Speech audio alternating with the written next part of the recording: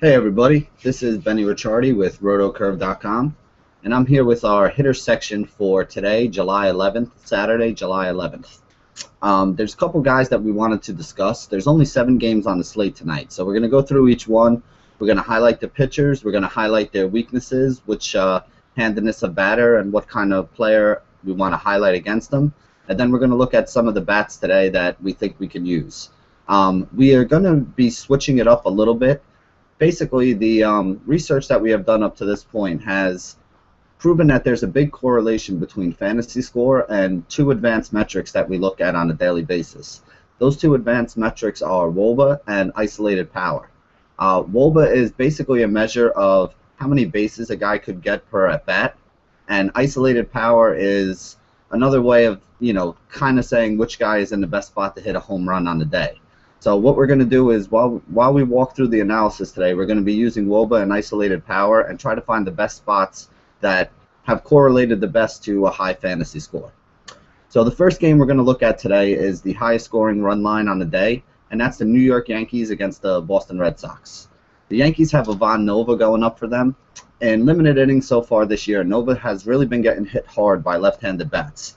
Left-handed bats are hitting .306 against him so far, and as we said, in a limited sample size. There's 2 guys on the Boston Red Sox who really stand out. The first guy, and the guy who I think is somebody you should definitely look at today, is David Ortiz. Big Papi has a WOBA of .392 against right-handed pitching and an isolated power score of .264.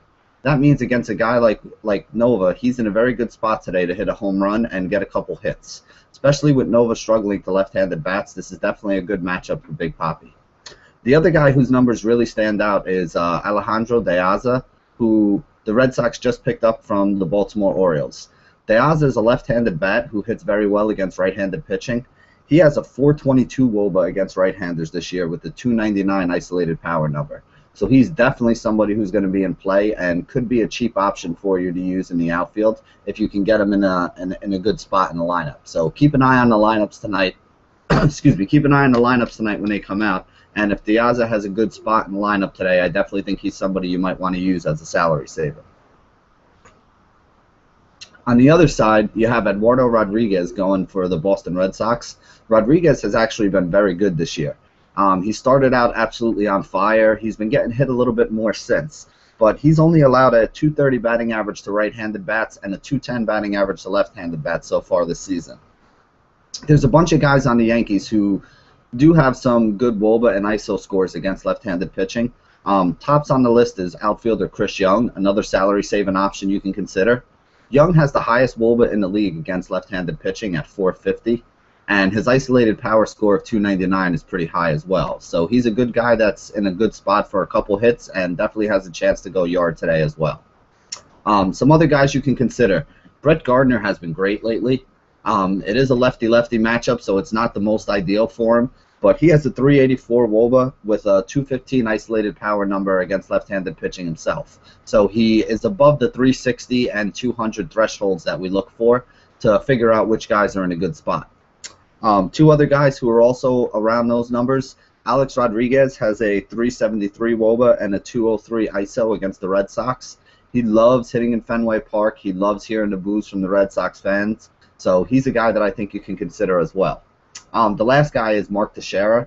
Teixeira is a switch-hitting first baseman for the Yankees. Guy has a lot of power. .357 WOBA with the ISO number of .221. So he's another guy who could be in play today. I don't know if I like him for a home run. I think batting from the right side, there's a better chance he knocks a couple doubles off of the monster. But either way, for fantasy purposes, a couple doubles is still going to get us a pretty nice score. Next game I want to talk about is the Washington Nationals at the Baltimore Orioles. We have a run line of 8 in this game, so it's another one that they're expecting a lot of runs from out in Vegas. You have a pitching matchup here between Jordan Zimmerman and Miguel Gonzalez. Zimmerman has been struggling this year with left-handed bats. Left-handed bats are hitting .293 against him, which is about 40 basis points higher than they did in the last 2 seasons. Couple guys who stand out for Baltimore. You have catcher Matt Wieters. He has a .362 WOBA and a .250 ISO number. So he's somebody who hits pretty well against right-handed pitching. He's going to be batting from the left side here and probably hitting cleanup. He did play yesterday, and he was in the lineup, so there is a chance that he's going to sit tonight. Just make sure that you take a look at the lineups when they come out, because if he's in, he's definitely in play. But if he's not starting, then obviously you're going to have to look elsewhere. Two other guys who you can consider. The one guy I like the most at second base, because he is second base eligible, is Jimmy Paredes. He has a 362 WOBA with a 203 ISO against right-handed pitching so far this year. So he's another guy who's in a good spot to get a couple hits and does have a little bit of power as well. Playing at home in Baltimore, it's definitely a stadium, Camden Yards, where a lot of balls fly out of. So I think that you can look at a guy like Paredes in this matchup against Jordan Zimmerman. The last guy you can consider is Chris Davis. Chris Davis is the power hitter for that Baltimore team. He has a 340 WOBA, which is a little bit lower than we like to see, but his isolated power score is 249, meaning that he's not in a great spot to rack up a bunch of hits, but if he does make contact, there's a good chance that he's going to hit the ball pretty hard and, maybe get a home run out of it. So he's another guy I think you can consider. I don't love the matchup for him, but he is first and third base eligible, so there is a little bit of flexibility with him. And again, he fits in well if you're putting a bunch of those left-handed Orioles bats in your lineup. From the other side of that game, there's really only one batter I want to target. Miguel Gonzalez has been pretty good. He's allowed about a 240 batting average to both sides of the plate, and a home run about every 5 or 6 innings to both sides basically. So altogether, his overall score, he's given up a home run about every 5 innings, and he has been pretty tough on batters, though, so there's not a lot of guys that are racking up hits against him. The guy who profiles as having the best spot against him is obviously Bryce Harper. Harper has a sick 500 WOBA so far on the season, and his isolated power number is 391, which is absolutely huge. Now, the problem that I have with Bryce Harper is he has 8 walks in the last 6 games. Not that that's a problem, but the problem is that with all the other injuries they have in that Nationals lineup, teams are pitching around him. So if you're going to pay up for a guy like Bryce Harper, I think he's 5K over on DraftKings. He's up in the high 4s on FanDuel. He's close to 6,000 over on Fantasy Aces. If this is a guy that you want to pay up for today, you need more than 2 or 3 walks out of him. You really need him to hit a home run or, to get a big double and score a couple runs, get a couple RBIs in order to pay it off. With the weakness that they have in that Washington lineup around him, teams aren't forced to pitch to Bryce Harper anymore, and that has really, been something that has been to his detriment. He hasn't been able to hit a lot of home runs lately because teams are just keeping the ball off the plate. They would rather walk him and deal with whoever they have, batting up behind them than throw him some pitches and let him do damage. So while I do like Harper and I do like the matchup, I don't know if he's going to see enough pitches today to really pay off his salary. The next game I want to talk about, and the only other game with the run line over 8, is the San Diego and Texas game. Now, most people would think that the guy you want to target in this game is Colby Lewis for Texas, but Colby Lewis doesn't really profile as a bad spot here today against the San Diego defense. Against the San Diego offense. Lewis has allowed left-handed bats to do the most damage against him. Looking at 276 with 7 home runs so far this year, 320 with 10 home runs last year, and 252 with 12 home runs back in 2012. Lewis was injured and didn't pitch in 2013, so that's why we went back to 2012 for the analysis on this. But as you can see, left-handed bats has been the way to attack him. When you look at that San Diego offense, they really don't have a lot of left-handed bats that you can go up against them with. You got a guy like Yonder Alonso, but he doesn't have a lot of power. He's more of a slap hitter, single hitter kind of guy. He might pick up a hit, maybe even 2 hits for you. But again, even at a low price, that's really not going to give you what you're looking for if you only get 6 DraftKings points or 2 FanDuel points out of them. Same thing with 2 or 3 points over on Fantasy Aces. The guy who has the best numbers against right-handed pitching is Justin Upton. He has a WOBA of 360 with a 199 isolated power score. So not horrible. He's right at our thresholds, basically. The only problem is that Justin Upton has been banged up a little bit lately and hasn't really looked great at the plate. So it's kind of a little bit of a reach to go after a guy like him. In fact, the numbers are so bad for San Diego that Colby Lewis is actually a sneaky option for you as a cheap starting pitcher in your tournaments today. On the other side, though, you have a guy like James Shields. Shields has allowed a 291 batting average to left-handed bats versus a 212 batting average to right-handed bats so far this season. Left-handers have a 163 whip against him, and they have 10 home runs in 48 innings. So now that his strikeout numbers have come back down to earth, I think that Shields is a trap today, and he's definitely not somebody that I would look to use. but I definitely think you can target some bats against him that might be sneaky low owned and have some really good upside. The lefties on that Texas team have some really high WOBA and ISO scores, and I think it's going to give a little bit of trouble to Shields today. The top option that you can look at is a guy like Prince Fielder. Fielder has a WOBA of 435, but his isolated power score is a little bit low at only 173. Still, the WOBA is so high that he should be a guy that can rack up multiple hits. He is hitting third, which is the prime spot for fantasy scoring points in that lineup. He should be able to drive in some runs, and he should be able to get a couple extra base hits. So he might be a good guy to use in your cash games because he should be able to return value for you with without much trouble. Some of the other guys you can look at that have a little more upside, Mitch Moreland and Prince Fielder are both listed as first baseman over on DraftKings, so you can only use one or the other. I think most people will gravitate towards Fielder in a good matchup for left-handed bats, and that's going to leave a guy like Mitch Moreland very low owned. Moreland himself has a 401 WOBA with a 286 isolated power number, so he's a guy that has a lot of power upside and could wind up getting you a home run or two in this game. Now, the thing I do like about it is, most people are going to be not targeting against Shields, and there actually should probably be a decent amount of people that actually put him in the lineup. I don't like Shields much today, but if you use a guy like Moreland, not only is he going to be the lower owned of the two first basemen on his team, but he should be one of the lower owned first basemen overall today in a matchup that not a lot of people are going to look to exploit. Two other guys you can look at on this team, two outfielders. Shin-Soo Choo has a 371 WOBA with a 216 isolated power number. He's been hitting the ball much better lately and does his best damage against right-handed pitching, so he's another guy that I think is going to be in play. The guy who is cheap and I think is a little more sneaky is his teammate Josh Hamilton. Hamilton's only 3,500 over on DraftKings, and a small sample size because he hasn't been in the majors long this league. He has long this year. He has a 388 WOBA with a 286 isolated power number. So he's a guy that's in line for a couple hits as a left-handed bat against Shield, and also has that home run upside that you really look for to give yourself that big boost up in the tournament.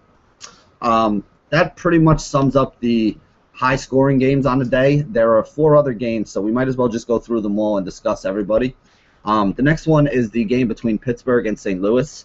You have A.J. Burnett, who this year and even last year has allowed a higher batting average to right-handed bats. There's basically 2 guys who profile well against right-handed pitching for the Cardinals. You have Matt Carpenter, who has a 385 WOBA with an isolated power number of only 177. He did have a home run yesterday, though, and he is a guy who can rack up multiple hits for you. He scores all his fantasy points by getting a couple hits, scoring a couple runs. With them dropping him down to the 2 or 3 hole in that order, he's also been racking up a few more RBIs, and everybody knows that I love Matt Carpenter, so he's definitely a guy that I think you can look at today. Although I do like A.J. Burnett. I don't think he's got huge upside, but I think he's a solid option for your cash games. The other guy on St. Louis who I think you can use is Randall Gierchuk. He's the guy who has the sneaky power numbers against right-handed pitching. He also is a right-handed bat, but he does hit right-handed pitching well, and Burnett's been struggling with right-handed bats, so this is a good matchup for him. He has a 350 WOBA with a 276 isolated power number, and his price is pretty cheap. Lately, he's been hitting in the 5 hole for that St. Louis team. He might be in the 6 hole against a right-hander, but if he is in that 5 hole today, I definitely think he's one of the cheap salary-saving options you might want to take a look at. There's really only one guy for the Pirates who profiles out well. Lackey's been pretty solid to both sides of the plate. It's allowed a 260 batting average to lefties, 250 batting average to righties, and that's pretty much in line with his numbers over the last couple years. The one guy who profiles out real well against him is Andrew McCutchen. McCutchen has a 391 WOBA with a 224 isolated power number. It's not a great hitter's park for him. It's not the greatest spot that I've seen for him, but it is something that I think you can consider today. Next game I want to talk about is San Francisco and Philly. Philly has one of the worst pitchers on the day going up on the mound for him in David Buchanan. Buchanan has allowed right-handed bats to hit 362 against him in 2015. And last year they hit 293 against him as opposed to 227 for left-handed bats. So he's a little bit of a reverse splits guy that he has going on and limited innings over the course of the last 2 years. The guy who makes the most sense to use here is Buster Posey. Posey has a 388 WOBA with a 199 isolated power number. If he is in the lineup today, I definitely think he's somebody that you want to look at for upside and safety. He should be able to rack up a couple hits. I don't know if I would expect a home run out of him today, But even if he just racks up a couple hits, gets a couple RBIs, and maybe scores a run, he's the highest priced catching option on the day. But he is one of the guys who's in the best matchup. The other guy who you can consider against right-handed pitching is Brandon Belt. Belt has a 384 WOBA with a 231 isolated power number, so he is a guy who's in a good spot for a home run, which will really help your fantasy team. On the other side, you have Ryan Vogelsong. Vogelsong has struggled most with left-handed batters, allowing a 262 batting average with 11 home runs and only 37 innings worth of action this year. Last year, he allowed left-handed batters to hit 283, so it is a trend that he's struggling against lefties. The one guy who I do think you can look at is a guy like Cesar Hernandez. He's only $3,000. He doesn't have great power numbers. His WOBA's not high. His ISO's not high. But what Cesar Hernandez does bring to the table is stolen bases. He's been 0 for his last 12 over the last 3 games, which I know is not a ringing endorsement for a guy I'm saying that you might want to look to use. But the thing with Cesar Hernandez is if Cesar Hernandez gets on base, Cesar Hernandez is going to try to steal. So there's a very good chance that this guy can get on base, steal a base for you, and get knocked around and score. He's only $3,000, so if he does get that hit or walk with the stolen base and a run scored, he's going to return value for you in one at-bat. Again, I don't expect the Philly offense to really go off today, but I do think that Cesar Hernandez is a sneaky option that you can use for a little bit of upside on the day. The one guy who has some decent power numbers against right-handed pitching for the Phillies is Maikel Franco. The rookie has a 361 WOBA with a 207 ISO.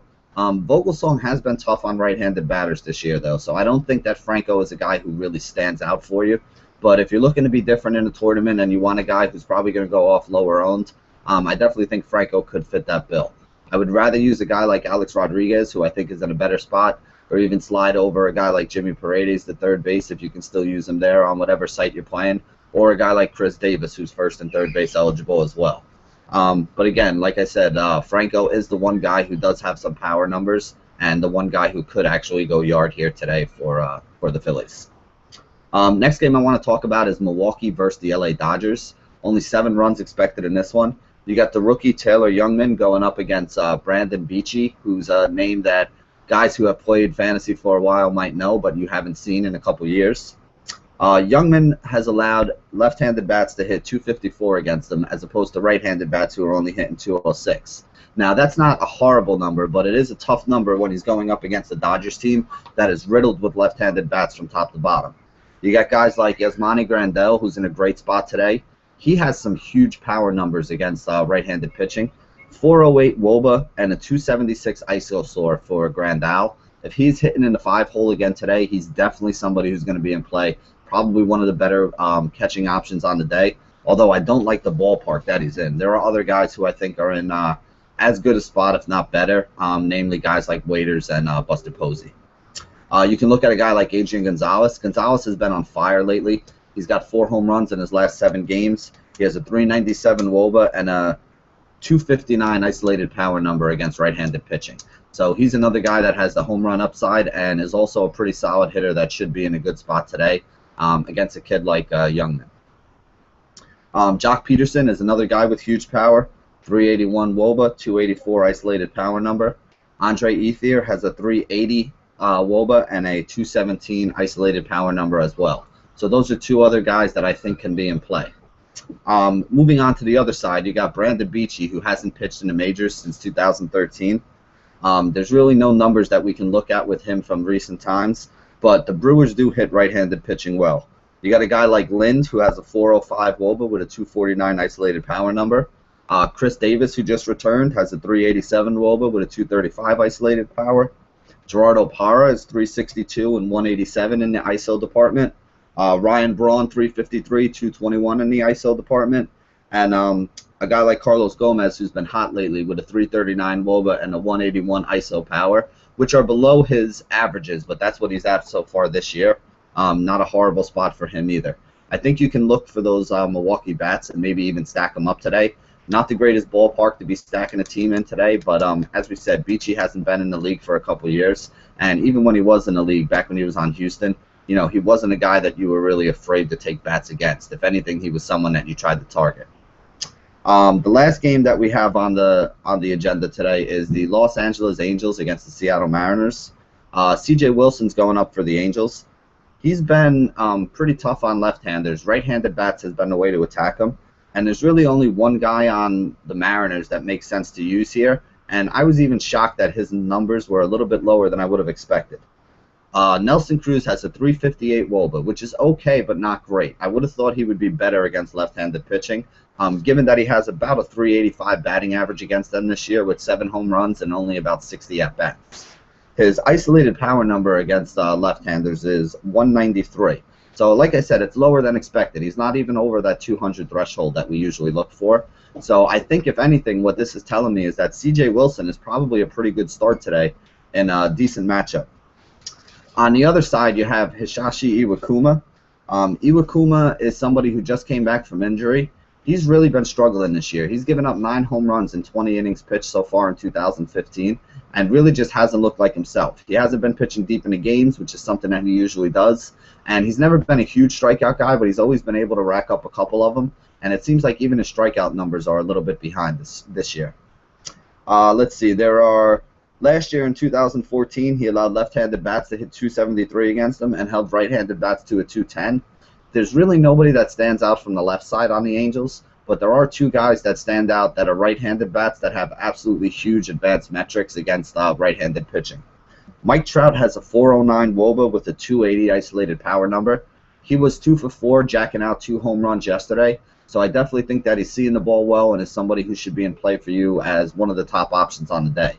Unlike Bryce Harper, I do think that Mike Trout is going to see some pitches because the guy hitting behind him, Albert Pujols, is also in a good spot today.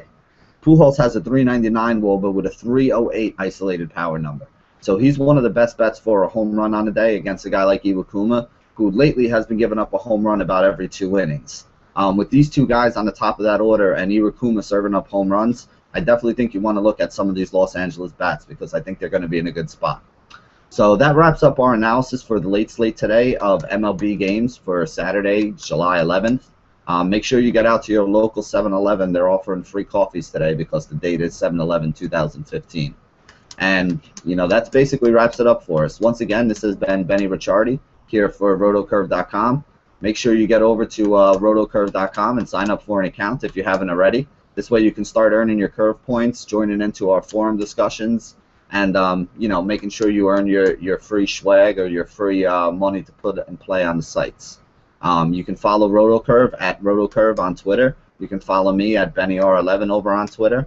And as always, if you have any questions, feel free to send them over to the Twitter account or to throw them up in our forum. Either myself, Josh Kalachi, or Mike Rathburn will be over there to answer them for you. And hopefully we can all go and make some money today. Good luck if you guys are watching this video early and you're playing in the early slate. If not, make sure you watch this again before you put in your lineups tonight for the 7 o'clock lock on the East Coast. And as always, stay classy, DFS.